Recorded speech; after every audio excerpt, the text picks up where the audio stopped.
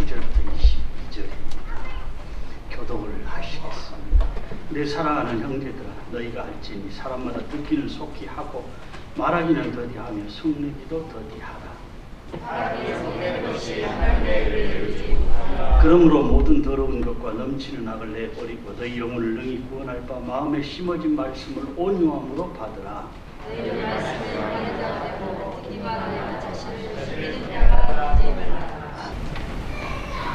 부모님들의 가장 큰 기도 제목이 있다면 자녀들일 거예요. 특히 이 중년에 해당하는 그런 부모님들은 이 자녀 문제가 제일 큰 기도 제목일 것 같습니다. 신세계교회 이유원 목사가 자녀 교육에 대해서 이렇게 말을 했습니다. 같이 한번 보겠습니다. 자녀를 두려워하지 말고 온전히 하나님께 맡기는 삶을 사세요. 그리고 축복하며 영광하세요. 기도로 생각하는 여러분을 거짓지 않으시라. 이원 목사가 누구냐면 드라마 중증 외상센터의 작가 이낙준 의사의 아버지입니다. 사실 중증 외상센터하고는 별로 상관없는 의사예요. 왜냐하면 이비인후과 의사거든요. 그런데 작가로서 넷플릭스 글로벌 비영어권 TV쇼 1위를 차지했고요. 작가면서 의사고요. 130만 유튜버를 가진, 그러니까 현대인들이 부러워하는 건 다 갖고 있어요. 장남이고요. 그 다음에 둘째 차남도 연세대 경영학과를 졸업하고 직장 생활을 하면서도 작가로 활동을 하고 있어요. 그런데 이 두 아들이 어린 시절부터 공부 열심히 하는 모범생은 아니었어요. 의사가 된 낙준이가 중고등학교 시절에 가장 많이 다닌 곳이 어디였냐면 만화방과 PC방이었어요. 공부에 관심이 없어요. 그냥 노는 일에만 관심이 있지 엄마가 저 아이가 어떻게 될까 걱정할 정도로. 그런데 아버지가 잔소리하지 않은 이유는 공부가 억지로 되는 게 아니라는 거예요. 또 하나님께서 우리 아들들을 이끌어 가실 것이라는 믿음이 있었던 거예요. 만화방 PC방만 다니던 아이가 고등학교 2학년 때 정신을 차리고 수요기도회, 금요기도회까지 참석을 하면서 이 연세대, 아닙니다. 인하대, 키카이는 아니지만 아무튼 인하대 의대에 합격을 했어요.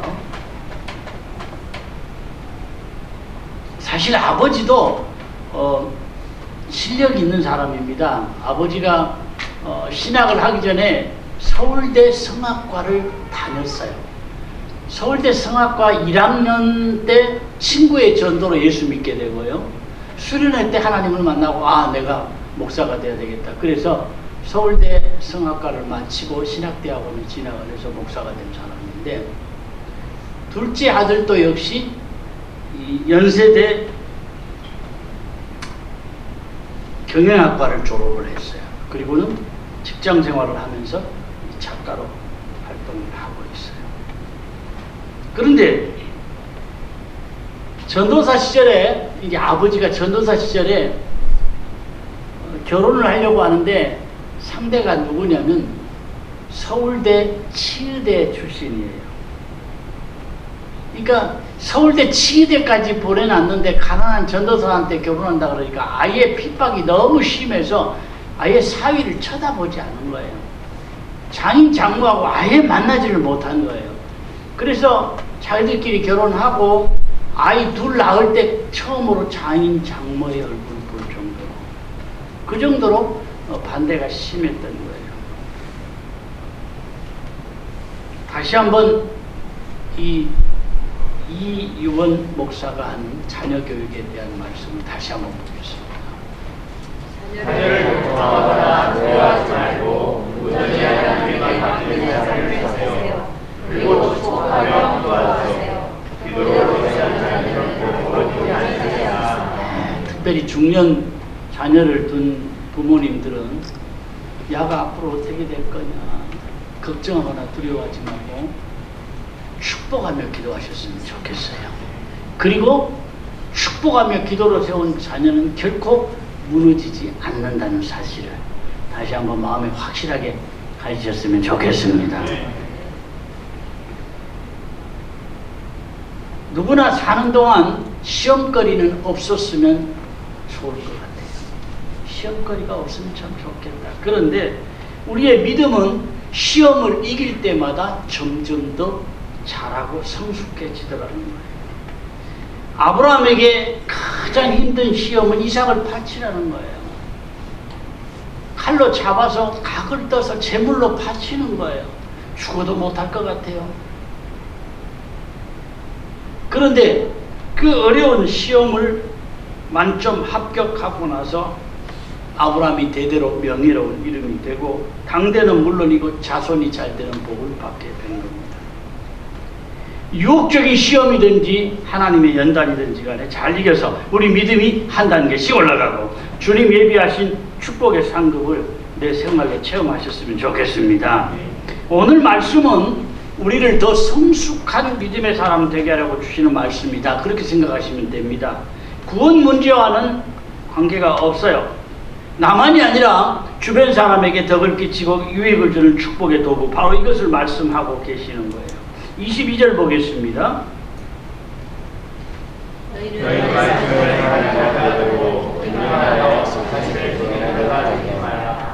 자신을 속이지 말라. 그러니까 다른 사람에게도 우리 속지 말고 살아야 되고 사탄에게도 속지 말아야 되겠지만 살면서 무엇보다 자기 자신을 속이는 자가 되지 말아야 한다. 흔히 착각이라고 그러죠. 꼭 그런 줄 알았는데 아니더라는 거예요. 나 예수 잘 믿는 사람이라고 생각했는데 어느 순간에 보니까 내 속에 예수님의 영이 없는 거예요. 그저 내 열심 내 믿음으로 했다고 생각하면 얼마나 억울해요. 많은 일 했어요. 그런데 예수의 영이 없이 그냥 내 열심으로 한 거예요. 나는 1등 믿음인 줄 알았는데 나중에 보니까 저 꼴찌에 서 있더라는 거예요. 지나고 보니 내 믿음이 껍데기 믿음이었더라. 얼마나 억울한 일이냐 그 말이죠. 다른 거는 좀 착하게 괜찮습니다. 여자분들이 거울을 보면서 나는 왜 이렇게 이쁠까? 어디 한 군데 빠짐없이 잘생겼네. 이것도 괜찮아요. 자기 자신을 비관하는 것보다는 자기 자신을 보면서 만족해하는 것도 참 좋습니다. 절대적인 기준은 없는 거니까요. 기왕이면 좋은 방향으로 생각하고 스스로 위로받으며 살면 좋은 것 같아요. 남자들 같으면 이 외모보다는 능력이죠. 나는 왜 이렇게 능력이 있는 사람인지 몰라. 나는 못하는 게 없어. 뭐든지 잘해. 혼자 그렇게 생각하는데 누가 뭐라 그럴 사람 없습니다. 괜찮아요. 외모도 능력도 기왕이면 고민하고 애타하는 것보다 만족하며 사는 게 좋은 것 같아요. 그 착각일망정 큰 문제될 거 없습니다. 그런데 다른 건 다 몰라도 믿음에 있어서만큼은 착각하면 안 된다. 그런 말씀이죠. 말씀의 거울을 통해서 내 믿음을 제대로 보고 깨달아야 된다. 깨닫는 것은 축복의 문이 열립니다. 주의 전에 나오실 때마다 잘 깨닫는 은혜가 임하기를 축원합니다. 얼마 동안은요 양과 염소가 섞여 살아요. 알곡과 가라지도 섞여 살아요. 언제까지? 하나님의 때까지, 추수날까지. 그러나 영원히 끝까지 같이 갈 수는 없는 거예요. 구별하실 때가 오고 나눠질 때가 온다는 거예요. 알곡과 가라지로 나누어지고 양과 염소로 나누어져야 한다. 부부가 같이 생활했는데 부부가 서로 나눠져야 한다. 이런 생각해 보셨습니까? 뭔 소리예요? 잘 믿든지 못 믿든지 믿기만 하면 다 구원받는다 그랬잖아요. 아닙니다. 마태복음 7장에는 명확하게 이렇게 말씀을 합니다. 예수님이 하신 말씀이에요. 그 나라에 사는 사람이 나로 인해 주여 주여 주의 이름으로 하며 주의 이름으로 진리를 쫓아내며 주의 이름으로 많은 권능을 행하지 아니하리까. 그때 내가 그들에게 밝히 말하되 내가 너를 보지 알지 못하니 불법을 행하지 않아 내게로 떠나라. 멀찍이 따라가는 사람이 아니에요. 선지자 노릇도 하고 귀신도 내어쫓고 많은 권능도 행한 사람이에요. 그것도 주의 이름으로, 예수 이름으로 선지자 노릇도 하고 능력도 많은 사람에게 인정받고 그랬는데 정작 주님은 내가 너희를 몰라. 내게서 떠나가. 그렇게 말씀했다는 거예요. 중요한 겁니다. 다른 사람 볼 거 없어요. 나를 보시고 주님이 뭐라 그러시겠느냐. 참 고생 많이 했다. 내 양들아 오른편에 서라. 너희를 위하여 예비한 천국에 들어가라. 그럴 거냐. 나 너희들 모른다. 내게서 떠나가라. 그렇게 하실 것인지.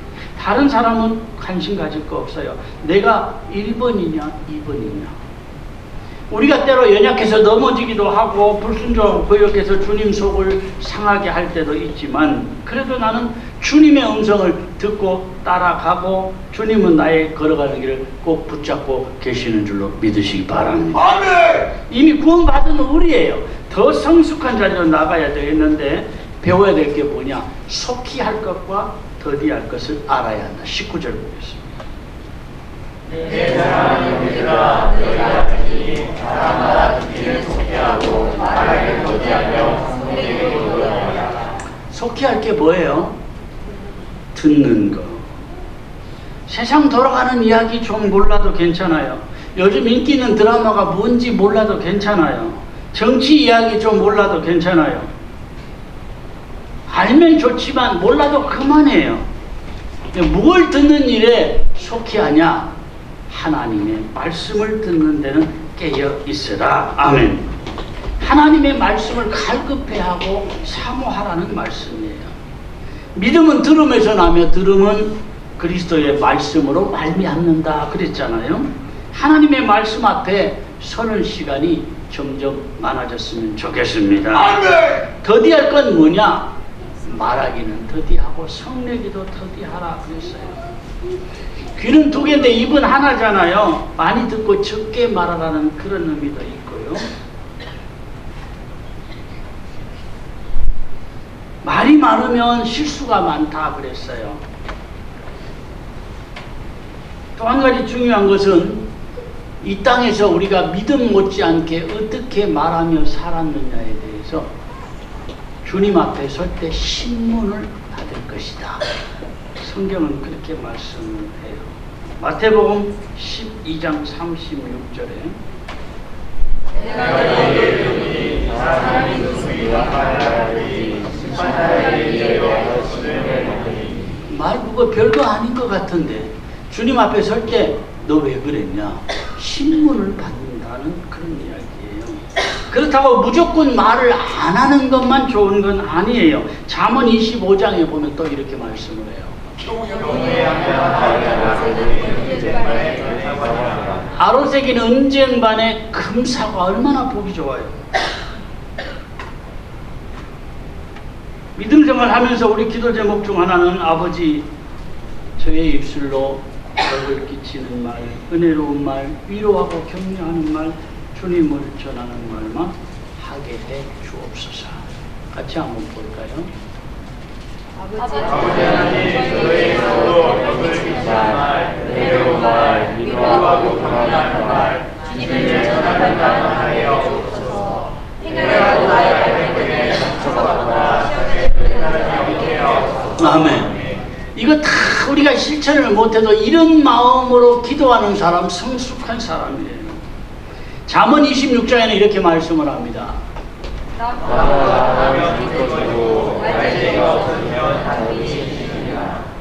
원리를 말씀해 주는 것이죠. 나무가 장작이 타다가도 다 타고 나면 불이 꺼져버리는 거예요. 다툼도 어디에서 일어나느냐? 사람의 말 때문에 다툼이 일어나는 경우가 많다는 거예요. 누군가의 말을 잘 듣는다는 것은요, 그 사람을 존중하는 마음이 있는 거예요. 사람과 사람 사이도 그렇잖아요. 나는 지금 중요한 말을 심각하게 하고 있어요. 그런데 상대방이 내 말을 안 듣고 막 핸드폰에 뭘 하고 있어요. 더더구나 하면서 뭐 웃고 있어요. 그럼 내 말을 안 듣는다는 거잖아요. 얼마나 기분이 상할까요? 내 말이 말 같지 않아? 그런 이야기 하잖아요. 바로 그럴 때 쓰는 말이에요. 사람과 사이에도 그렇지만 하나님 말씀에는 잘 듣는 태도가 중요하다는 말씀입니다. 나에게 주시는 주님의 음성에 귀를 기울이셨으면 좋겠습니다. 사람이요, 그 사람이 예배를 드리는데 어떤 마음의 자세로 어떤 태도로 예배를 드리느냐에 따라서 그 사람의 영적 상태도 알 수가 있고요. 그 사람의 앞날도 어느 정도 알 수가 있어요.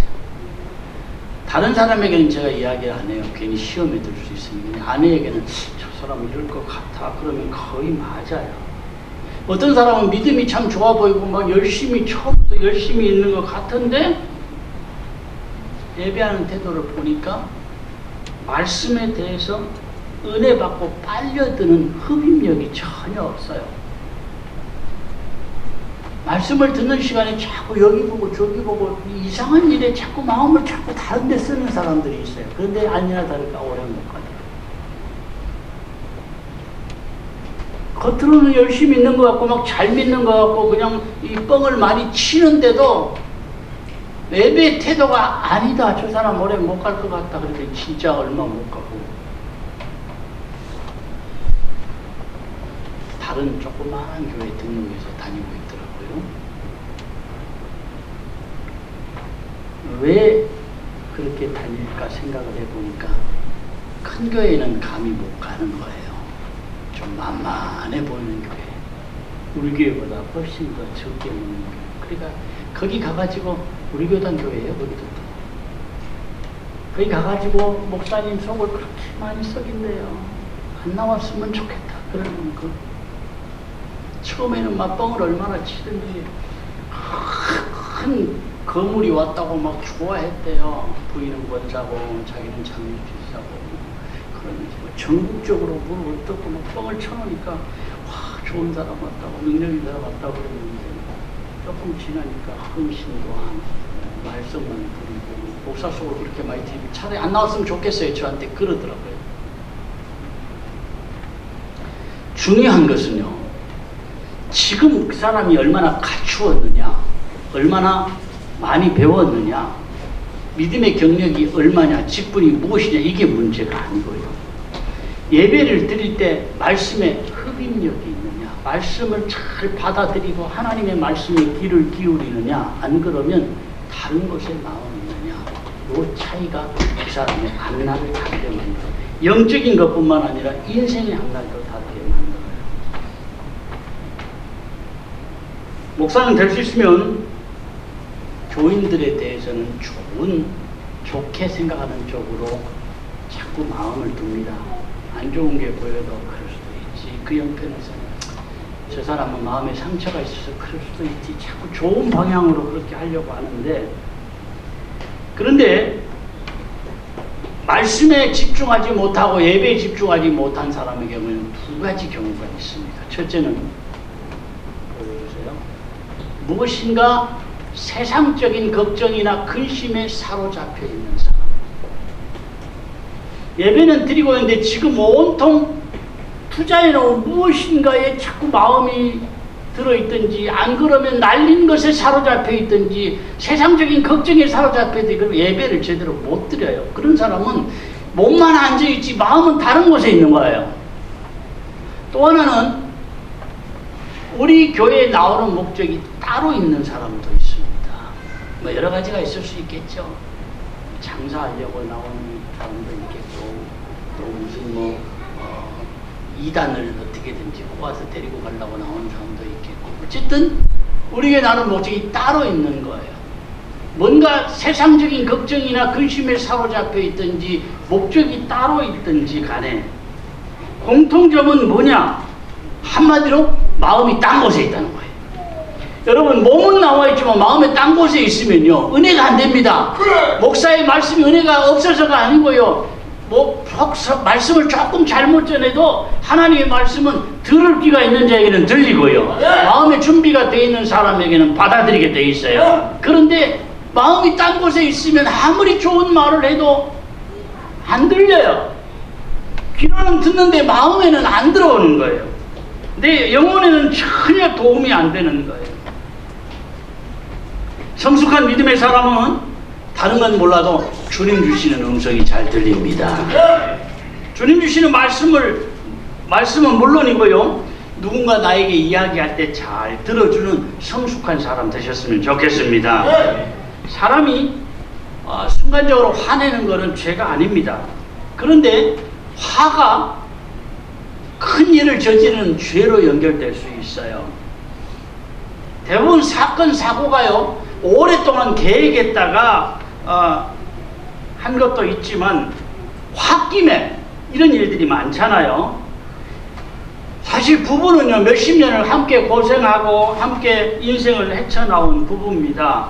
그런데 때로는 마음에 없는 심한 말을 하고 주체할 수 없는 화를 주체하지 못해서 쥐어박았다가 저런 인간과는 못 살아. 그래서 몇십 년을 살다가 갈라서기도 하고요. 홧김에 남의 차에 불을 지르기도 하고 그런 일들이 많잖아요. 주차 그게 뭐 별거라고 그것 때문에 사람을 죽인 일까지 있었잖아요. 아파트 위아래 층간소음 많이 괴로울 겁니다. 위에서 막 떠들고 쿵쿵거리고 그러면 많이 힘들고 괴롭겠지만 그게 사람을 죽일 만한 일은 아니잖아요. 그런데 홧김에 그냥 층간소음 때문에 사람을 죽인 일도 가끔 일어납니다. 부부간에도 그렇습니다.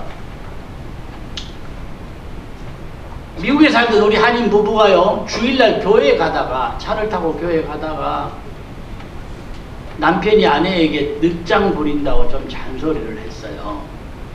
사실 남자보다는 여자들은 준비하는 시간이 많이 걸리잖아요. 그러려니 하고 좀 기다리면 되는데 왜 그렇게 늦장을 부리느냐고 시간이 바쁜데 막 그랬는가 봐요. 그래가지고 아내가 가만히 있습니까? 또 뭐라고 대드니까 그냥 이렇게 한 게 주먹에 얼굴이 맞았어요. 일부러 때리려고 한 것 같지는 않아요. 그냥 홧김에 손을 뻗은 것이 얼굴에 맞았는데 아내가 마음이 상해서 달리던 차에서 자유로에서 뛰어내렸는데 뒤차가 와서 그대로 받아버렸어요. 교회 오다가 결국은 아내가 죽었어요. 순간 못 참은 화 때문에 그렇게 큰 불행이 올 건 생각지도 못했어요. 그 불행이 올 걸 알았다면 서로 참았겠죠. 때로는 별거 아닌 작은 것 때문에 화를 못 참아서 그것이 죄가 되고 재앙이 될 수 있다는 거예요. 죽은 사람은 어쩔 수 없어요. 그러나 살아있는 남편이 평생 동안 마음에 지고 가야 될 그 짐이 얼마나 무겁겠어요. 많이 괴로워하며 살고 그 이후로는 모르겠지만 어쨌든 평생을 후회하면서 살 것 같아요. 사람이 자기를 다스린다는 게 참 어려워요. 그래서 잠언 16장에 보면 이렇게 말씀해요. 너희를 다스리는 자는 사보다 낫고 자기 마음을 다스리는 자는 성을 피하는 자보다 그만큼 자기를 다스리기 어렵다는 거죠. 그런데 더 중요한 말씀이 20절에 있습니다. 하나님의 손을 뻗지 하나님의 일을 인정하라. 주님 주시는 은혜 받고 늘 나 자신을 잘 다스리고 나를 이기는 승리자로 사시기를 바랍니다. 아멘. 다음에는 버릴 것과 받을 것에 대해서 말씀하는데 21절 보겠습니다. 그러므로 모든 것과 정신을 내버리고 너희 오늘 눈이 날과 마음의 심각한 말씀을 운영하라. 버릴 게 뭐냐? 모든 더러운 것과 넘치는 악이다. 더 이상 설명이 필요 없고요. 받을 게 뭐냐? 마음에 심긴 돌을 온유함으로 받으라 그랬어요. 여러분 믿음이라고 하는 게요 억지로 되는 게 아니에요. 내가 잘 믿어야지 그런다고 믿음 생활이 잘 되는 게 아니에요. 주님 주시는 은혜 받아야 돼요. 주님의 말씀이 내 심령에 틀려야 돼요. 부딪혀야 돼요. 말씀이 내 영을 살려야 돼요. 나를 다스려야 돼요. 그래야 믿음의 사람으로 서고 후회하지 않는 게 가능해요. 잘 믿고 싶은데 말씀이 내 심령에와 부딪히지 않고 말씀으로 내 영이 살지 못하고 내 생활에 적용이 안 되면 어쩔 수 없는 거예요. 좋은 건 머리로 알지만 내 마음에 안 부딪혀 오면 적용이 안 되고 실천이 안 되고 행함이 안 되는 거예요. 무엇보다 말씀이 내 심령에 부딪히고 또한 주님의 영이 나를 다스려야 돼요. 그래야 나중에 더 잘 되는 길을 가게 될 줄로 믿습니다. 오늘 꼭 기억해야 될 중요한 교훈 한 가지. 자신을 속이는 자가 되지 말라. 어떤 사람이 자신을 속이는 자냐? 듣기만 하고 행하지 않는 자. 22절 보겠습니다. 너희는 말씀을 가지고 듣기만 하여 자신을 속이는 자가 되지 말라. 듣기만 하고 행하지 않으면 자기 자신을 속이는 사람이 된다는 거예요. 듣는 게 문제가 아니고 행하는 게 문제가, 아는 게 문제가 아니라 실천에 옮기는 것이 문제라는 말씀입니다. 말은 누구나 할 수 있습니다. 그런데 작은 것이라도 실천하는 믿음이 힘 있는 믿음이에요. 마태복음 7장에 보면 너무 잘 아시는 말씀입니다. 나의 말을 듣고 행하지 아니하면 그 집을 그에게 어리석은 사람 같으니 기가 내리고 청수하고 바람이 불어 그의 집에 그러면 그 돈이 임하리라. 듣고 행하지 않는 자는 그랬어요. 가룟 유다도 집을 짓기는 지었지만 가룟 유다는 모래 위에 집을 지은 거예요. 3년 동안은 표가 안 났어요. 다른 제자들이나 가룟 유다나 3년 동안은 똑같았어요. 그런데 마지막에 다르더라는 거예요. 모래 위에 지은 집과 반석 위에 지은 집은 완전히 다르더라는 거예요. 평소에는 괜찮아 보였는데 창수가 나고 바람이 부니까 완전히 달라지더라는 거예요. 오늘 우리가 받아야 될 축복은 말씀 위에 굳게 서는 믿음. 예수 그리스도의 반석 위에 집을 짓는 인생은 무너지지 않습니다. 넘어졌다가도 실패했다가도 다시 일어나게 되고 예비하신 축복이 내 것으로 올 때가 있을 것이다. 우리의 인생 집을 말씀의 반석 위에 굳게 세우시기를 바랍니다. 정리를 해봅니다. 성숙한 믿음의 사람은 첫째,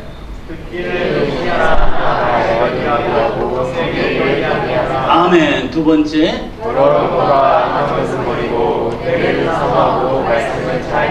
아멘. 세 번째,